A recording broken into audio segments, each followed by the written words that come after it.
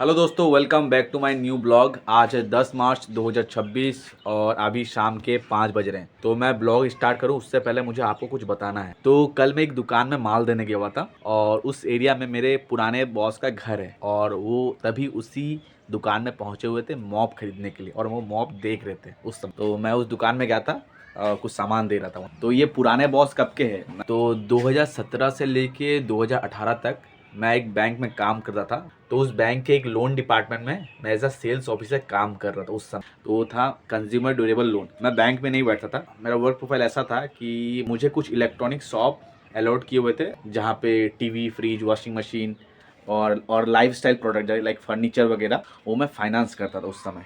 और उस समय ये मेरे बॉस थे, सेल्स मैनेजर, मेरे सेल्स मैनेजर थे। अब हुआ क्या, वो कल आए हुए थे मॉप लेने के लिए। तो मैं अचानक वहाँ पे माल लेकर पहुँचा। तो उनसे भेंट हुआ। वो उनकी वाइफ के साथ आए हुए थे तो ज़्यादा बात तो नहीं हो पाया।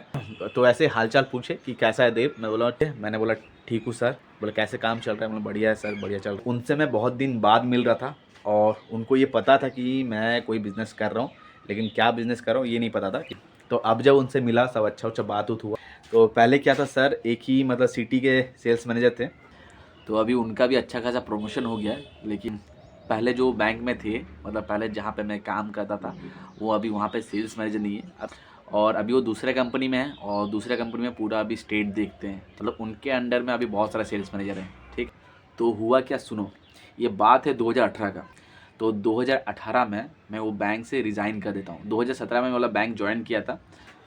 और मैंने जब सर को बताया कि सर मैं रिज़ाइन करने जा रहा हूँ, और क्योंकि रीज़न भी मैंने बताया कि सर यहाँ पे मेरा सैलरी बहुत कम है। तो मैंने एक दो जगह इंटरव्यू दिया है तो मेरा सिलेक्शन भी हो गया है।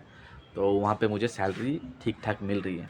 तो मैंने क्या ना, मेल में रिज़ाइन भेज दिया था सर को। पहले फ़ोन किया कि सर मैं रिज़ाइन दे रहा हूँ और उनको रेजिग्नेशन लेटर मेल कर दिया था। और तभी वो मतलब एक दो घंटा बाद मुझसे मिलने आया। तो मैं तभी वहीं पे एक इलेक्ट्रॉनिक के शॉप में बैठा हुआ था जो मुझे अलर्ट हुआ था। और जब वो मुझसे मिलने आए ना, तो पता है उन्होंने मुझे उस समय क्या कहा था?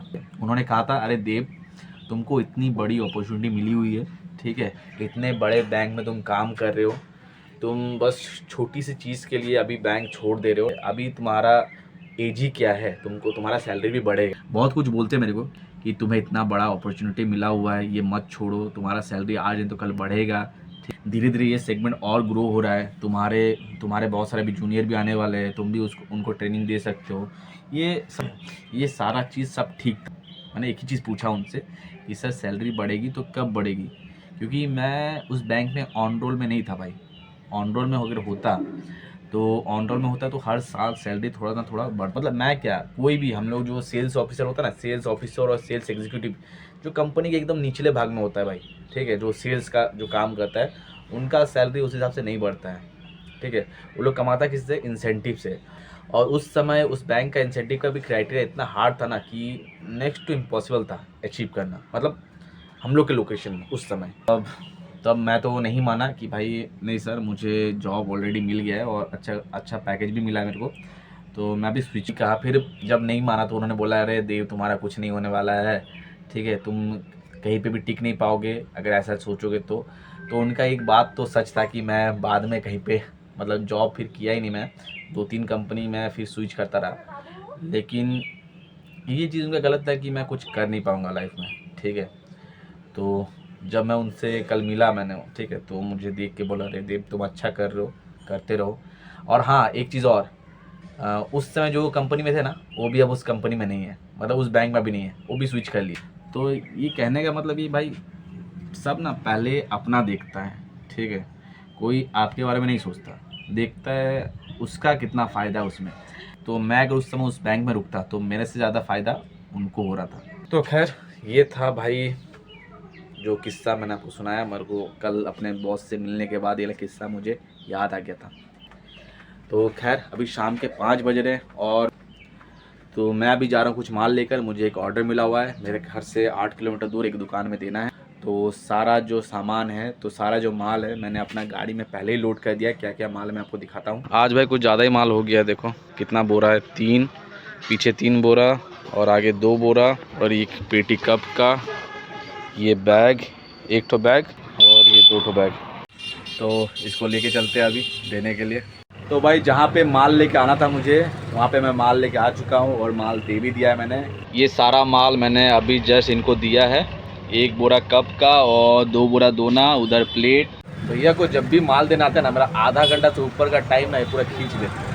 ठीक है, पहले माल भी लाओ, फिर पैसा देने के टाइम में भी आधा घंटा से ऊपर ही ले लेते हैं। तो फिर काम धंधा है नहीं तो फिर कहीं सेटलमेंट करना होगा, देखना पड़ता है इनको कि कहाँ इधर उधर कहाँ पैसा है, तब जाके देते हैं। लेकिन हालांकि हर बार आते हैं पूरा कैश पेमेंट कर देते हैं। ऐसा दुकानदार मिलता नहीं है आसानी से, लेकिन इसने पकड़ के रखा है दूर से। लेकिन आज इनका पूरा अमाउंट क्लियर नहीं हो रहा है, फिर भी अब तक 2000 इनका बच जा रहा है, फिर भी 2000 बच जा रहा है इनका। 4.5 और 4 8.5 10.5 का बिल था, हो जाएगा क्या 2000 और? कहाँ से होगा, कलेजा काट के देगा सब आदमी है यार। कूल कूल कूल कूल कहाँ कर रहा है तू? कल ले लेंगे, कल नहीं होगा, तब परसों शाम को। ठीक आते हैं हम। ठीक है, तो एक दुकानदार का माल देकर तो आ गया था, अभी लेके जा रहा हूँ बाकी 4 दुकानदार का माल देने के लिए। तो क्या क्या माल है मैं आपको दिखाता हूँ। अभी जो भी ऑर्डर है सिर्फ मॉप का ऑर्डर है, 1 बैग 2 बैग 3 और ये 4 बैग, ये 4 बैग का ऑर्डर है।